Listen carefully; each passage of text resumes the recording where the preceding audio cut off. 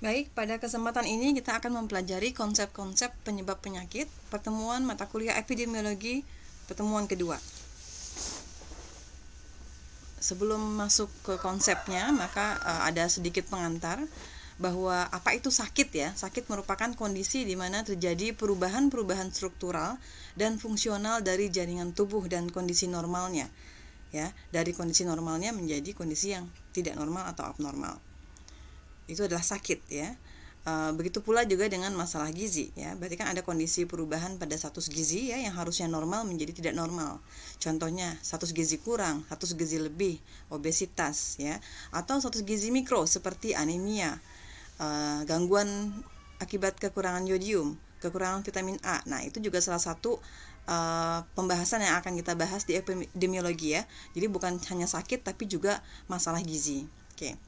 Manifestasi penyakit maupun masalah gizi ini dapat berupa gejala ya, gejala atau simptom, tanda atau sign. Jadi ini beda ya, simptom dan sign. Abnormalitas atau ketidaknormalan dari hasil tes lab yang diambil dari jaringan tubuh ya. Jadi yang namanya sakit atau orang yang punya masalah gizi pasti ada simptomnya, ada sign-nya, dan ada hasil labnya gitu. Biasanya nanti teman-teman kalau nanti bekerja di ranah klinis ya, ahli gizi rumah sakit, ahli gizi klinik, puskesmas misalnya ya, pasti Anda juga akan memeriksa kondisi klien atau pasien, memeriksa simptomnya, sign-nya, dan juga tes laboratoriumnya. Yang memeriksa mungkin bukan Anda, tapi pihak medis dan paramedis dan juga analis. Namun Anda harus mengecek dan juga menginterpretasi hasilnya. Oke. Apa sih bedanya simptom dengan sign? Simptom adalah gejala yang dirasakan oleh pasien, menggigil ya, kemudian nyeri. Nah, itu adalah simptom. Sedangkan sign adalah tanda yang terdapat pada pasien dan dia dapat dilihat oleh orang lain di sekitarnya. Bisa dilihat oleh dokter, oleh anggota keluarga lainnya gitu ya. Contohnya apa sign? Ya, misalnya mata yang pucat, bibir yang pucat ya, panas, kemudian tanda vital lainnya seperti tekanan darah yang tinggi, gula darah yang tinggi ya, itu adalah tanda-tanda yang bisa dilihat oleh orang lain. Jadi salah satu tujuan kita belajar EPID adalah membantu mencegah dan mengendalikan penyakit atau masalah gizi. Jadi otomatis kita harus tahu tanda-tanda orang sakit atau tanda-tanda orang bermasalah gizi dan harus tahu penyebabnya atau kausanya ya. Bila didefinisikan, maka penyebab penyakit atau masalah gizi antara lain berupa kejadian atau kondisi, karakter ya, atau kombinasi dari semua faktor tadi yang berperan dalam terjadinya penyakit maupun masalah gizi ya. Kejadian, kemarin makan apa gitu ya, kemarin olahraganya bagaimana ya gitu. Kalau untuk masalah gizi biasanya kita akan mengakses apa saja kejadian-kejadian atau kegiatan-kegiatan yang dilakukan oleh pasien atau klien ya. Kondisi ya, kalau kondisi misalnya bagaimana kondisi lingkungannya, kok bisa sakit diare seperti ini gitu ya. Karakter individu dia sendiri gitu ya. Bagaimana sih karakter perilakunya, apakah suka beraktivitas fisik atau bermalas-malasan gitu ya. Jadi ini semua akan menjadi penyebab kenapa seseorang itu menjadi sakit atau bermasalah gizi ya. Dan teman-teman harus pahami bahwa secara logika yang namanya sebab pasti mendahului akibat. Nah, ini seringkali pengalaman saya mengajar epidemiologi banyak yang terbalik-balik ya. Ini adalah logika sederhana yang teman-teman harus selalu pakai di epidemiologi, karena nanti di tugas dari konsep sebab akibat adalah teman-teman diminta untuk membuat web of causation atau jejaring sebab akibat. Ini jangan sampai terbalik-balik ya. Sebab harus mendahului akibat ya.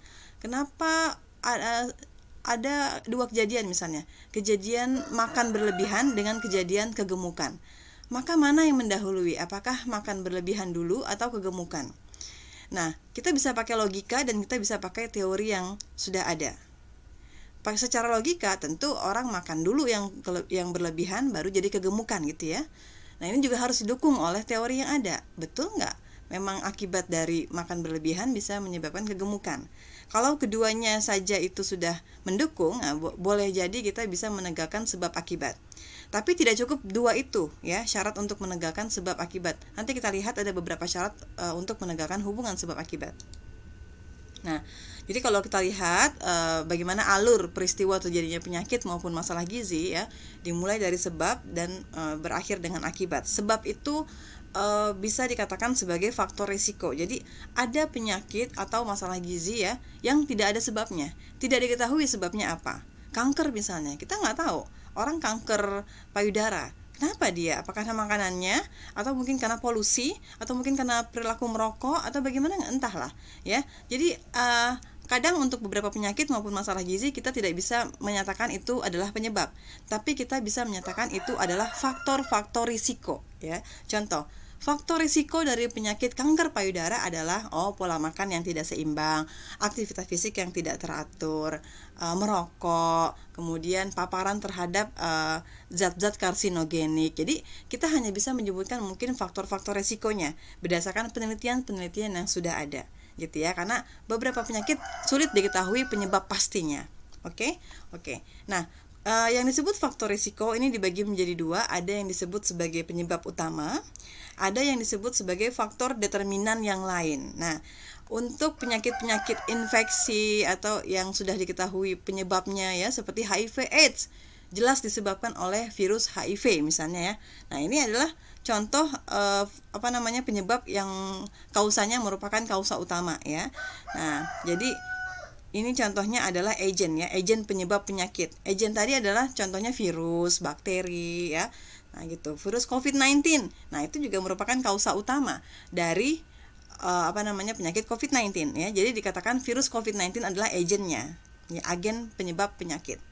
Nah, sedangkan faktor risiko yang berupa faktor determinan yang lain adalah kondisi-kondisi yang ada pada host ya. Host adalah diri si penderita atau individu si penderita itu sendiri, dan faktor environment-nya atau lingkungannya. Lingkungan fisiknya kah, lingkungan kimianya, lingkungan nutrisinya, dan lain-lain ya. Oke. Jenis hubungan sebab akibat ini ada yang tidak berhubungan secara statistik, ada yang berhubungan secara statistik. Jadi kalau teman-teman perlu pahami dulu ya, kenapa ini kita bicara statistik di sini ya. Karena untuk menegakkan apakah betul makan berlebih itu merupakan penyebab kegemukan, apakah betul merokok itu penyebab kanker paru-paru. Nah, itu kan orang butuh data, butuh statistik untuk membuktikan hal tersebut ya, karena supaya tidak dibilang asal, supaya tidak dibilang hoax ya. Itulah kenapa epidemiologi itu, ilmu yang membahas penyakit ini sangat dekat dengan statistik. Kita akan selalu menggunakan statistik. Makanya saya katakan EPID ini akan bergandengan dengan statistik ya. Oke, kita kembali lagi. Jenis hubungan sebab akibat ini ada yang tidak berhubungan secara statistik, ada yang berhubungan. Yang berhubungan ini ada yang penyebab langsung, ada yang penyebab tidak langsung. Nah, ini juga teman-teman harus pahami juga ya. Selain konsep logika sebab mendahului akibat, ada juga yang namanya penyebab langsung dan tidak langsung. Ya. Konsep ini akan kalian pakai pada saat kalian membuat web of causation. Kalian harus pahami, kausal langsung pasti adalah kausal yang paling dekat dengan terjadinya penyakit atau masalah gizi. Sedangkan kausal tidak langsung ini adalah kausa yang agak jauh ya, lebih jauh lagi. Semakin jauh semakin tidak langsung. Nanti kita lihat contohnya ya. Mana sih penyebab langsung, mana penyebab tidak langsung ya. Cuma kuncinya itu aja. Yang paling dekat dengan penyakit maupun masalah gizi adalah kausa langsung dan sebaliknya. Oke. Nah, tadi saya sudah katakan bahwasanya ada beberapa syarat bagi kita untuk menegakkan hubungan sebab akibat. Apakah betul merokok merupakan penyebab kanker paru? Apakah betul minum soda adalah penyebab terjadinya osteoporosis? Apakah betul minum kopi adalah penyebab terjadinya hipertensi? Nah, ini nggak bisa kita sembarangan langsung bikin panah. Minum kopi, panahnya ke kanan hipertensi. Atau minum soda, panahnya ke kanan osteoporosis. Tidak bisa ya, ada syarat-syaratnya ya. Setidaknya ada 7 syarat, ya. Oke. Yang pertama ada hubungan temporal. Tadi ya, logika pertama, sebab harus mendahului akibat. Jadi ini harus jelas-jelas didukung oleh penelitian-penelitian yang sifatnya longitudinal. Penelitian yang sifatnya itu ada kerangka waktu jelas, ada uji coba terhadap subjek gitu ya. diuji coba misalnya dari segi makanannya, dari segi perilaku merokoknya, merokok atau tidak, dan perilaku-perilaku lainnya, kemudian di follow up beberapa tahun kemudian atau beberapa bulan kemudian, ya, artinya ada kerangka waktu gitu ya, sehingga muncullah akibat. Nanti kita akan bahas penelitian apa tuh yang hubungan temporalnya kuat ya. Oke. Yang kedua, plausibilitas. Apakah hubungan yang ada konsisten dengan ilmu pengetahuan gitu. Jadi Bu, saya mau meneliti, saya berargumen ya, kopi itu berhubungan dengan hipertensi.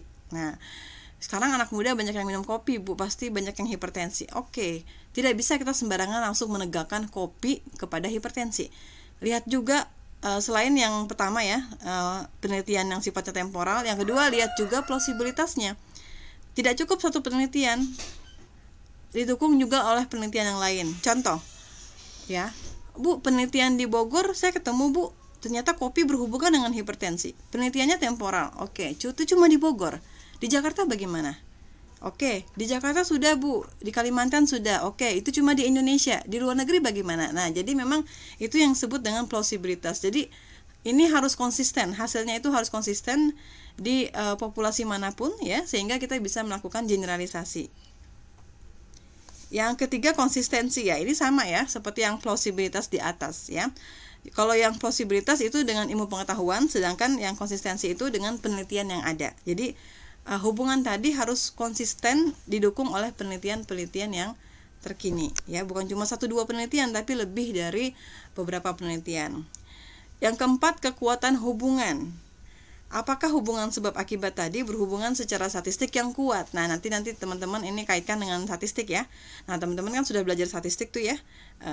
Di statistik inference Anda diperkenalkan dengan OR ya, ada odds ratio, ada relative risk ya mungkin. Nah, itu adalah salah satu contoh kekuatan hubungan. Seberapa kuat sih hubungan antara kopi dengan hipertensi misalnya gitu ya. Seberapa kuat hubungan antara minuman berpemanis dengan kegemukan misalnya gitu ya. Itu dilihat nanti dengan ukuran-ukuran. Yang kelima, dose response relationship. Ada nggak hubungan dose response? Apa itu dose response? Apakah ada peningkatan dampak dengan meningkatnya exposure gitu? Misalnya, apakah ada peningkatan resiko hipertensi dengan semakin banyak orang minum kopi? Nah, itu namanya dose response. Apakah semakin tinggi resiko kanker paru dengan semakin banyaknya jumlah rokok yang dihisap misalnya? Itu salah satu dose response relationship. Yang keenam, reversibilitas. Nah, ini kebalikan dose response. Apakah dengan mengeliminasi exposure atau paparan akan menurunkan resiko dampak? Kebalikan dari dose response ya. Apakah dengan mengurangi jumlah kopi yang dikonsumsi bisa menurunkan tekanan darah? Nah, itu. Apakah dengan mengurangi jumlah rokok yang dihisap itu bisa menurunkan resiko penyakit kanker paru? Nah, itu adalah reversibilitas. Yang ketujuh, desain studinya atau desain penelitiannya. Apakah hasil dari studi sebab akibat berasal dari studi yang desainnya kuat tadi? Kembali pada nomor 1. Apakah studinya adalah studi yang sifatnya temporal? Nanti kita akan bahas tuh. Studi yang seperti apa sih ya? Oke. Nah, tapi tidak apa-apa, sekarang saya kenalkan dulu ada urutan-urutan desain studi atau desain penelitian epidemiologi berdasarkan kemampuannya atau kekuatannya dalam menghubungkan sebab akibat ya. Yang paling tinggi derajatnya, teman-teman harus ingat ya, yang paling tinggi derajatnya adalah penelitian eksperimental. Kenapa bisa begitu? Nanti kita bahas. Nah, nanti di mata kuliah metode ini akan diperkuat ya. Derajat kedua setelah eksperimental adalah cohort. Di bawahnya cohort ada kasus kontrol atau case control. Yang paling rendah derajatnya adalah penelitian cross-sectional atau potong lintang. Nah, nanti penelitian teman-teman di skripsi saya berharap bisa berada di area atas ya. Penelitian dengan desain studi yang paling kuat yaitu eksperimental. Dengan begitu penelitian kalian akan semakin kuat dalam menghubungkan sebab akibat. Tapi sayangnya penelitian mahasiswa kita di skripsi hanya berkutat pada cross-sectional saja sebagian besar. Sehingga hasil penelitiannya ini kurang kuat untuk menggambarkan sebab akibat. Ya, contohnya faktor-faktor yang berhubungan dengan kegemukan pada siswa SMP di Jakarta tahun 2020 misalnya. Ya sudah, kita asal tahu aja, oh faktornya berarti ABCD, yang berhubungan mana, yang tidak berhubungan mana. Tapi tidak bisa kita gunakan itu untuk melakukan penegakan hubungan sebab akibat. Jadi faktor apa sih yang menyebabkan kegemukan pada anak SMP tadi? Kita masih ragu. Kenapa? Karena dia pakai studi yang cross seksional atau potong lintang. Beda kalau ada kakak kelasmu yang skripsinya menggunakan studi eksperimental. Nah, ini lebih kuat nih, lebih bisa digunakan untuk aplikasi kehidupan sehari-hari ya, walaupun tetap butuh penelitian yang lain. Ya, tapi ini ada yang paling kuat. Dari segi desain studi, ini akan memberikan nilai lebih pada skripsi teman-teman kalau Anda berani menggunakan desain studi yang tinggi ya, yang levelnya tinggi. Eksperimental, cohort atau case control silakan. Tapi kalau pilihannya adalah cross sectional, maka akan Anda mendapatkan nilai yang standar saja gitu. Oke. Sedikit saya bahas sekilas sejarah perkembangan dari konsep penyebab penyakit dari zaman dulu ya, dari zaman belum munculnya literasi yang baik sampai zaman mutakhir seperti sekarang ya. Nah, pengertian mengenai penyebab penyakit pada zaman prasejarah. Nah, prasejarah bayangkan ya kapan itu ya, sebelum dikenalnya Masehi dan seterusnya ya. Zaman dulu itu, di zaman prasejarah, sakit disebabkan oleh adanya kekuatan supranatural. Jadi orang-orang zaman dulu itu beranggapan kalau ada orang sakit berarti ada dewa marah nih, atau misalnya ada setan nih marah nih gitu ya. Nah, pada zaman dulu, di zaman prasejarah ini, meningkatnya prevalence rabies. Prevalence itu proporsi ya. Proporsi penyakit rabies ini dianggap terjadi akibat munculnya binatang Sirius katanya. Karena ada binatang Sirius, jadi bintang anjing di langit gitu ya. Demikian juga meningkatnya kasus disentri pada penduduk di sekitar Sungai Nil, itu katanya karena adanya perubahan aliran Sungai Nil yang terjadi secara supranatural gitu ya. Nah, itulah konsep pada masa lalu. Pada masa berikutnya 460 sampai 377 sebelum Masehi, zamannya Hippocrates ya.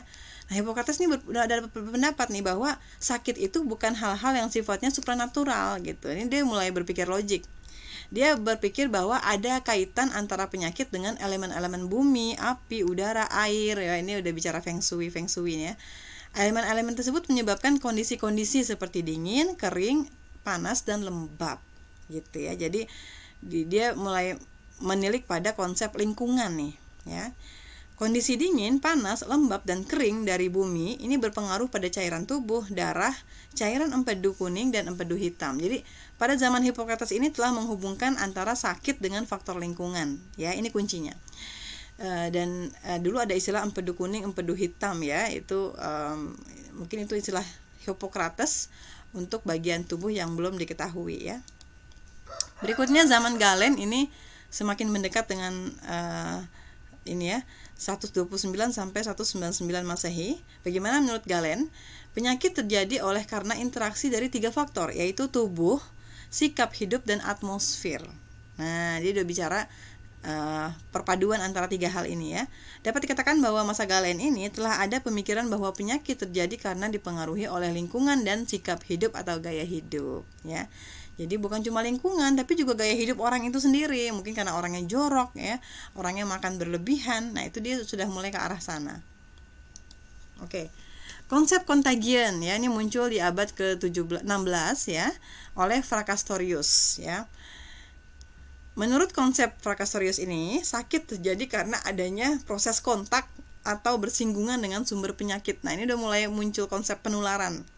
Jadi dapat dikatakan pada masa ini telah ada pemikiran penularan ya. Konsep infeksi dan imunitas. Nah, ini muncul di abad 18 pertengahan ya. Jadi ini konsep mengenai bahwa adanya penularan atau kontak dengan sumber penyakit mulai diterima di Amerika Serikat. Ini dulu zaman-zamannya tentara Amerika Serikat yang berkumpul di barak ya. Satu orang sakit, tiba-tiba kok yang lainnya ikut sakit. Nah, itu udah mulai muncul yang namanya konsep penularan. Tapi ada satu orang yang nggak sakit. Nah, itu mereka beranggapan ada konsep yang namanya kekebalan. Ada konsep namanya imunitas ya.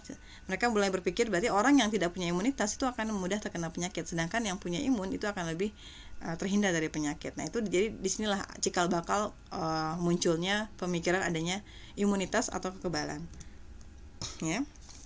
Ya, jadi katanya pada masa tersebut terjadi peristiwa di mana selimut bekas penderita cacar dibagi-bagikan kepada orang Indian ya, sehingga orang-orang Indian tertular. Bersamaan dengan itu muncul juga konsep tentang adanya imunitas atau kekebalan. Jadi ternyata orang yang pernah tertular penyakit cacar menjadi kebal terhadap penyakit tersebut di kemudian hari, ya. Oke, kemudian lanjut di abad ke-18 ya. Pada abad itu juga mulai dikenal penyakit infeksi yang bersifat menular lainnya seperti cacar, rabies, dan kolera. Nah, pada masa itu masih di abad yang sama, John Snow ini adalah ilmuwan Inggris ya. Dia melakukan observasi atau pengamatan terhadap riwayat alamiah dari penyakit kolera. Itu dia kaget gitu ya. Ini orang London kok tiba-tiba ganti-gantian aja muntabernya gitu ya, kolera ya. Dari rumah ke rumah tuh semua saling kompakan, semuanya pada kolera. Kenapa gitu ya? Ini menarik John Snow untuk mencari penyebabnya ya. Bagaimana sih model penularannya ya? Dia udah paham bahwa penyakit ini menular, cuma model penularannya tuh lewat apa gitu ya. Nah, Snow mengamati bahwa kolera ditularkan dari manusia ke manusia. Karena di awal itu orang beranggapan penyakit itu bukan dari manusia ke manusia, tapi katanya dari atmosfer gitu ya. Nah, jadi di awal-awal itu belum ada yang percaya dengan pendapatnya Snow ini ya. Nah, Snow berpendapat juga bahwa penyebabnya adalah sel hidup yang tidak terlihat tapi dapat memperbanyak diri secara cepat. Nah, ini dia udah mulai mengarah kepada mikroba ya, bakteri, virus gitu ya. Nah, transmisi melalui pencernaan dan atau air. Nah, jadi dia membantah teori orang-orang pada masa itu yang mengatakan kalau orang sakit kolera itu dari udara. Nah, sumber penularan berasal dari feces yang infeksius. Nah, ternyata baru dia mengetahui sumbernya dari feces atau kotoran manusia yang bisa menularkan. Karena di kotoran itu ada makhluk hidup kecil yang tidak tampak ya. Oke. Nah, berikutnya teori Jasatrenik atau teori kuman. Nah, walaupun Snow telah memunculkan teori penyebab kolera adalah mikroorganisme ya, tapi tadi saya bilang pada masa Snow itu orang masih belum percaya ya. Oleh karena itu dibuktikan oleh Louis Pasteur. Louis Pasteur menemukan mikroorganisme pada proses fermentasi ya. Di samping itu, mikroorganisme tersebut terdapat pula pada udara di atmosfer. Nah, jadi penemuan ini menjadi mengguncang dunia tuh ya. Jadi apa yang dulu tidak dipercayai oleh kata-kata Snow itu ya, katanya ada makhluk kecil yang tidak terlihat gitu ya, orang nggak percaya. Setelah dibuktikan oleh Louis Pasteur, oleh orang-orang baru-baru percaya ya. Jadi penemuan Pasteur ini menarik perhatian peneliti lainnya, yaitu Lord Lister, seorang ahli bedah ya, sehingga kemudian ia memakai antiseptik atau karbol untuk membersihkan luka. Jadi setelah dia tahu ternyata memang ada yang namanya makhluk kecil tak terlihat gitu ya, yang bisa menyebabkan penyakit. Nah, next Lord Lister ini dia pakai antiseptik ya untuk membersihkan luka, karena dia ternyata betul ya ada makhluk kecil yang bisa memperparah luka gitu ya, sehingga pasiennya pun banyak yang terhindar dari infeksi. Nah, pada masa itu Pasteur dapat mengisolasi kuman atau bakteri anthrax, kemudian dibuat kulturnya dan dilemahkan, kemudian disuntikkan pada ternak. Akibatnya terjadi kekebalan pada ternak. Nah, inilah muncul atau memperkuat teori atau konsep imunisasi atau vaksinasi ya gitu. Ini awalnya dari sini nih ternyata Pak Louis Pasteur ya. Pasteur juga menemukan virus ya. Jadi virus itu ditemukan juga oleh Pasteur, istilah yang dipakai untuk mikroorganisme yang bersifat patogen. Patogen itu menyebabkan penyakit maksudnya ya, yang tidak dapat dikultur atau ditanam. Beda dengan bakteri ya. Kalau bakteri bisa ditanam, tapi kalau virus ini tidak bisa ditanam ya. Kemudian Patrick Manson tahun 1844 sampai 1922 dia menunjukkan peran dari arthropoda. Tahu arthropoda ya? Hewan berkaki berbuku-buku. Contohnya kecoa ya. Sebagai vektor itu pembawa untuk penyakit-penyakit infeksi tropikal seperti filariasis dan malaria ya. Contoh arthropoda selain kecoa adalah nyamuk ya, itu adalah. Jadi mulai berpikir tuh, jadi bukan cuma agennya berupa virus, bakteri gitu ya, mikroorganisme, tapi ada juga yang namanya vektor, pembawanya gitu ya. Jadi yang membawa bakteri itu juga ada nyamuk, atau yang membawa virus tadi demam berdarah adalah nyamuk misalnya ya gitu. Oke. Lanjut ke zaman berikutnya, ini mulai dikenal yang namanya konsep single causation ya. Pembuktian dari penyebab penyakit nih, Robert Koch merupakan orang pertama yang dapat mengisolasi agen penyebab penyakit TBC dan kolera di Asia.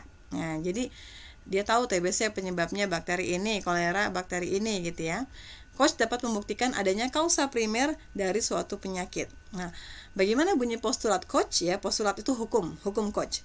Yang pertama, kuman harus ada pada setiap kasus penyakit dan dapat dibuktikan melalui kultur. Ya, kultur bakteri harus ada kulturnya, mana buktinya gitu ya. Yang kedua, kuman tersebut tidak ditemukan pada kasus yang disebabkan oleh penyakit lain. Jadi kalau misalnya bakteri penyebab kolera, ya itu muncul di kolera gitu. Dia nggak akan muncul di tipes, dia nggak akan muncul di DBD gitu ya. Yang ketiga, kuman tersebut harus menimbulkan penyakit yang sama pada binatang percobaan gitu.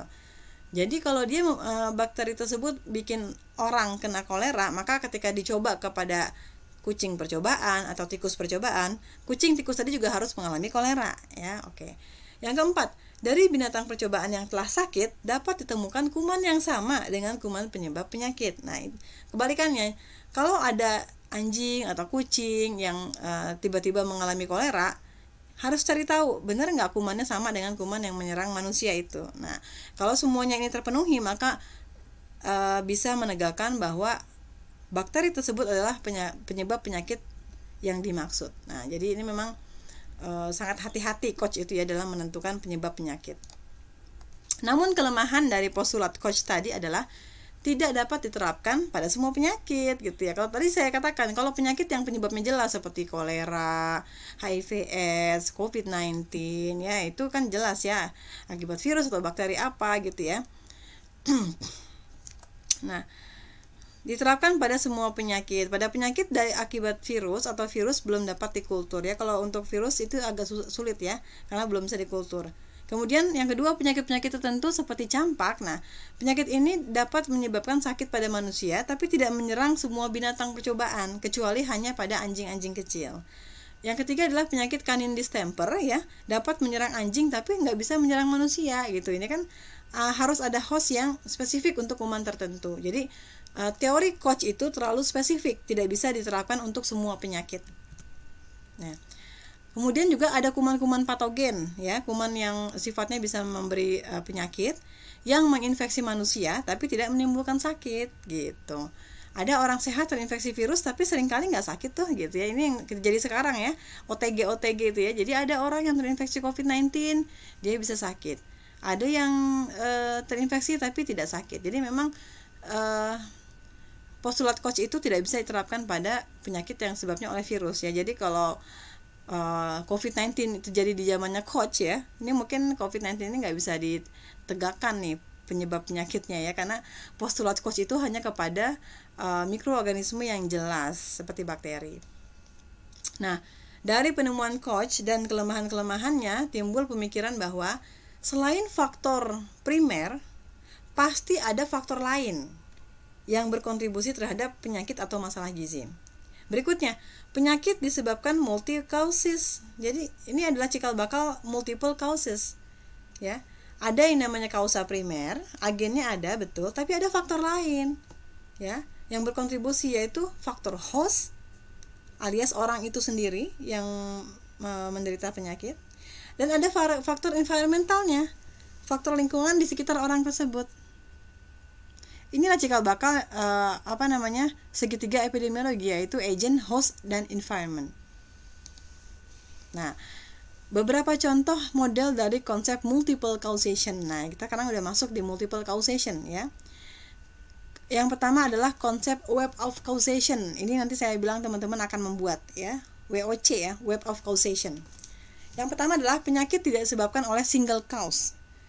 Ya, tidak disebabkan oleh penyebab yang tunggal, tapi oleh multiple cause. Harus ada kausa utama dalam rangkaian komponen penyebab penyakit. Contohnya, Mycobacterium TBC merupakan penyebab yang dibutuhkan supaya muncul penyakit TBC. Jadi kita katakan penyebab utama TBC adalah Mycobacterium TBC. Sekaligus dia merupakan agen dari penyakit TBC. Namun determinan lainnya adalah hostnya dan lingkungannya. Orang bisa TBC kenapa ya? Hostnya sendiri mungkin jorok ya, hostnya sendiri merokok ya, lingkungannya juga tidak bersih, padat penduduk ya, cuaca yang mendukung perkembangan dari Mycobacterium tadi gitu ya. Oke. Nah, inilah contoh web of causation. Nah, ini tadi saya katakan penyakitnya mana ya? Kita lihat. Oh, penyakit dari coronary heart disease, penyakit jantung koroner, cerebrovascular disease, stroke, dan juga hypertensive disease, hipertensi, ya. Jadi web of causation dari penyakit ini, ya, penyakit coronary heart disease, penyakit cerebrovascular disease, dan juga hipertensi, ternyata kalau dibuat jejaringnya ini sangat-sangat rumit dan saling berkaitan, ya. Penyakit PJK itu disebabkan oleh infark miokard, ya. Jadi apa yang namanya infark itu kerusakan pada otot jantung. Untuk cerebrovaskular, penyebabnya ini angina pectoris, ya, penyebab paling dekatnya.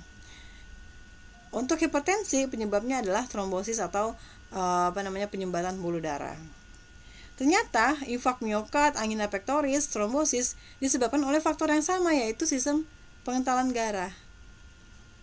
Dan ternyata infark miokard, angina pectoris, dan trombosis disebabkan oleh penyebab yang sama, yaitu aterosklerosis.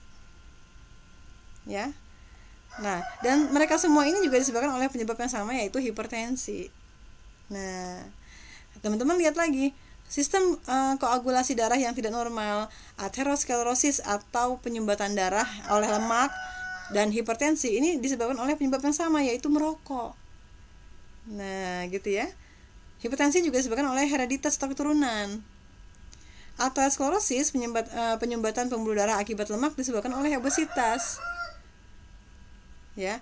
Nah, obesitas ini disebabkan oleh banyak faktor, yaitu bisa keturunan, bisa aktivitas fisik yang kurang, keadaan hiperlipidemia akibat diet yang tinggi lemak, tinggi kalori. Nah, gitu ya. Stres juga bisa mempengaruhi diet, stres bisa ke hormon, stres bisa ngerokok, hormon bisa ke hipertensi. Nah, inilah yang disebut dengan jejaring causation, ya.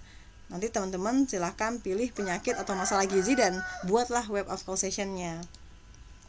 Nah, kita masuk sedikit ke konsep triad epidemiologi, ya. Jadi tadi kita bahas bahwa terjadinya penyakit disebabkan adanya interaksi antara agent, host, dan environment serta faktor yang bertindak sebagai perantara. Tadi faktor contohnya nyamuk, ya. Ada lagi namanya konsep ekologis, ya. Salah satu dari multiple causes, ya. Konsep ini berdasarkan keseimbangan 3 prinsip biologis, yaitu yang pertama, penyakit terjadi oleh karena adanya ketidakseimbangan antara agent dan host. Ketidakseimbangan yang terjadi tergantung kepada karakteristik dari agent dan host. Karakteristik dari agent dan host dan interaksi di antara keduanya secara langsung tergantung dari kondisi environment, seperti kondisi fisik, sosial, ekonomi, lingkungan biologis, dan lingkungan psikis. Ini akan kita bicarakan minggu depan, ya, agent, host, environment. Nah, ini ya, jadi ini seperti timbangan. Kenapa digambarkan sebagai timbangan? Karena kalau ada yang tidak seimbang saja salah satunya, maka akan menyebabkan penyakit. Dari agentnya misalnya, ada faktor penyebab penyakitnya ada, gitu ya. Kemudian tidak seimbang di hostnya. Hostnya sudah ada penyakitnya, ya, ada virus COVID-19-nya, kemudian kebetulan hostnya juga rendah imunitasnya, makannya kurang. Nah, ini sudah bergeser timbangan, terjadilah penyakit. Atau kalau bukan dari hostnya, dari environmentalnya, ya, hostnya mungkin kuat, imunitasnya kuat, tapi dari segi environmentnya dia dikelilingi oleh orang-orang yang sudah terinfeksi misalnya, itu juga bisa menyebabkan penyakit. Yang terakhir kita bahas tipe-tipe hubungan kausal, ya. Tipe-tipe hubungan kausal ada yang langsung dan tidak langsung. Nah, untuk yang langsung, ya, hubungan langsung, ya, ada yang faktor A secara langsung menyebabkan penyakit B. Ini kalau langsung, tadi saya katakan adalah faktor yang paling dekat.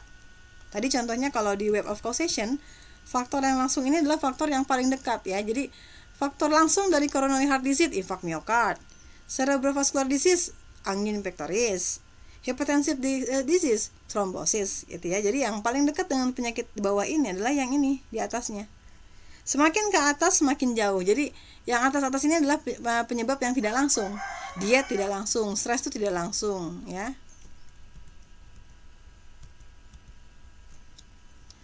Yang kedua, hubungan tidak langsung, tadi yang saya katakan ada step-stepnya, ya, sampai muncul disease atau penyakit atau masalah gizi. Nah, jika hubungan merupakan hubungan kausal, ada 4 tipe kemungkinan hubungan antara faktor dengan penyakit. Ada hubungan yang sifatnya necessary and sufficient, ada yang sifatnya necessary but not sufficient, ada yang sufficient but not necessary, ada yang neither sufficient nor necessary. Apa itu ya? Yang pertama, necessary and sufficient, penting dan cukup. Penting dan cukup, ya. Penting maksudnya adalah faktor itu penting, harus ada untuk menyebabkan penyakit, dan cukup dengan faktor itu saja sudah bisa menyebabkan penyakit. Jadi faktor A langsung menyebabkan disease. Kalau ada faktor A saja muncul, pasti terjadi penyakit, ya. Jadi faktor A tadi dibutuhkan, necessary, dan faktor tadi cukup sudah menyebabkan penyakit, nggak perlu faktor lain. Contohnya penyakit apa? HIV/AIDS, ya. Asal ada faktornya, ada virus HIV-nya, maka cukup untuk menyebabkan penyakit HIV/AIDS. Tidak butuh faktor yang lain. Tidak butuh faktor rokok, tidak butuh faktor lingkungan, tidak. Selama ada penyakit AIDS, ada virusnya, maka pasti muncul penyakit HIV.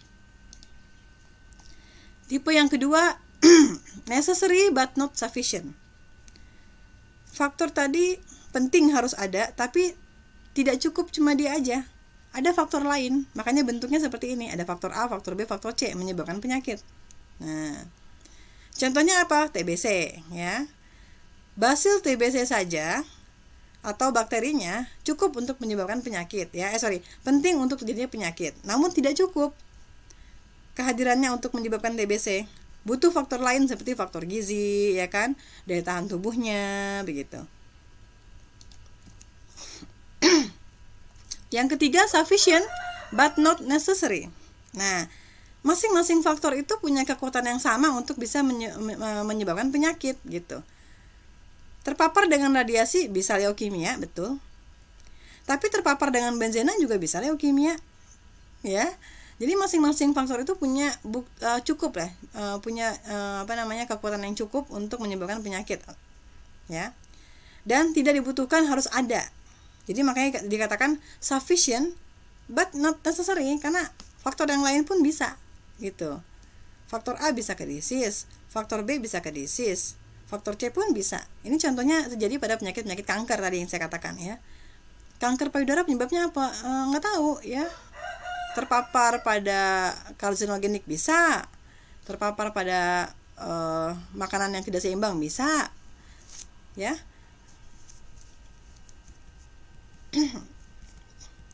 Beda ya baganya dengan yang sebelumnya, ya. Kalau yang sebelumnya itu faktornya menjadi kombinasi, sedangkan yang bagan yang ini faktornya saling terpisah, masing-masing bisa menyebabkan penyakit yang sama. Terakhir, neither sufficient nor necessary, ya. Nggak penting dan nggak cukup.